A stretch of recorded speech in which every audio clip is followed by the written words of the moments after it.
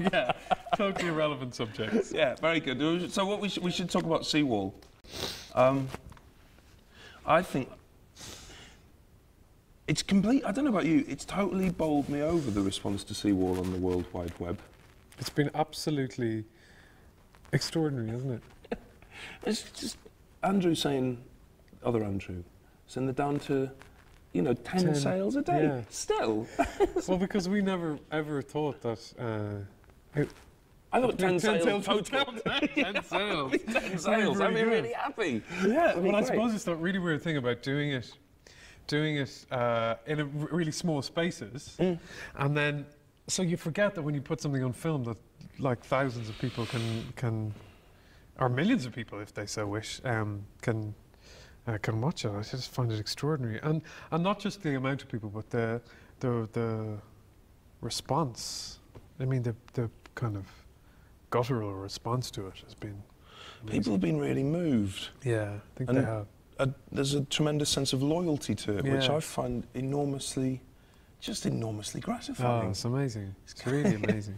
So what we did was we went onto the Twitter sphere and we asked all our loyal fans if they had questions. And we got a load of questions, got 50 odd questions, and I think 53 of them are for you. And 2 of them are for me. No. And the 2 for me are, what's Andrew Scott like? And why do you talk so much on the YouTube? Oh, that's what we were just saying is so funny about the last time, because I was so tired, because we just filmed. Are you looking at the camera? I'm kind of looking at the camera. I'm quite enjoying it. The Simon and Andrew show. No, because Troy and Abbott in the morning. But the last time, I was so... how many times did we do it? We did it 3 times, Seawall. Yeah. So I was like... And you had the directorial buzz after buzz. Yeah. So we had completely different energies. So we've got equal energies now. Yeah, exactly. So I'm going to ask you some questions, and because we've got some, reflective of the very high level of intelligence and emotional sensibility of our fans, we got some really bloody good questions about the whole nature of acting and the filming and the play. And we're just going to work through them, and then if I have other questions that I want to ask you about. Quite a few of the people, like Android Scott and Emily Coxhead. Android Scott and Emily Coxhead were very interested in your method as an actor for the preparation of Alex. Yeah. And I'm interested in just in general. Do you have a kind of methodology to get into character? I don't know. I wouldn't say, like, I would say for the most part I don't do any, I don't do very much research or anything like that. But that sort of changes depending on what the job is. So, if you can't. I had to do Paul McCartney so you can't do Paul McCartney and think, no, I'm just gonna. Just say the words. Say the words. Yeah. You have a responsibility to do that, and there's certain things that are interesting to research on. But for the most part, I think it's good to know as much as the audience knows. Right.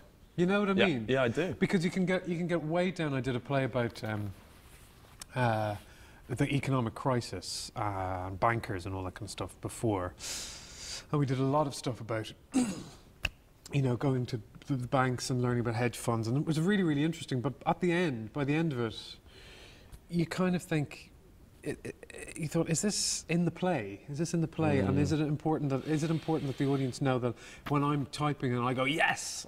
So eventually I was thinking, am I just happy typing, or am I sad typing? When I see something and you go, that's all I really need to know, or at least that's the most important thing to know, and then you can.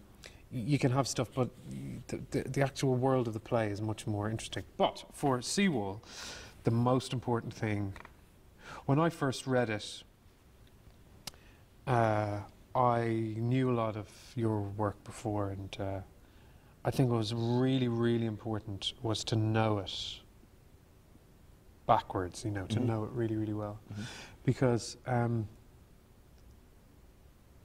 I suppose maybe the responsibility when you read something so brilliant is just to try and replicate the feeling that you had when you first read it, which is when your imagination is is fullest, you know. And I think because I knew it was originally written for a sort of a broken space season at the Bush, where I knew there was going to be sort of no, or not much of a set or anything like that. So the preparation for it really was to learn it as much as possible and know exactly where every comma was, because it's so beautifully written and so naturally the way somebody might speak and the way somebody might present a story like this. So just to know that, and then actually you're not required really to do very much acting at all, you know. It's quite, in that sense, is it quite technical? Or yeah, it is technical at the beginning. It's technical in order for it sort of not to be technical.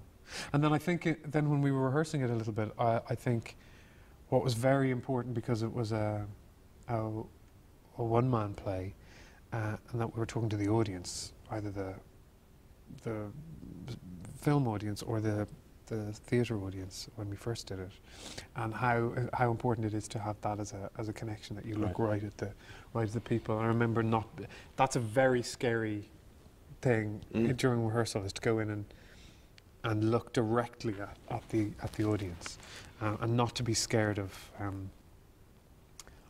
really looking at somebody. And that's something that has stayed with me since doing it the first time. Because what's interesting about that technique, I must credit some of these people here, but I'm really interested in this thing, that what you're saying you're not doing is you're not spending a lot of time thinking, who is Alex outside of the world of this play? He only exists in terms of those words. Do you kind of think about what Alex was like as a kid, for example, apart from not being able to spot planes? No. Do you ever do that when you're acting? No. Why not?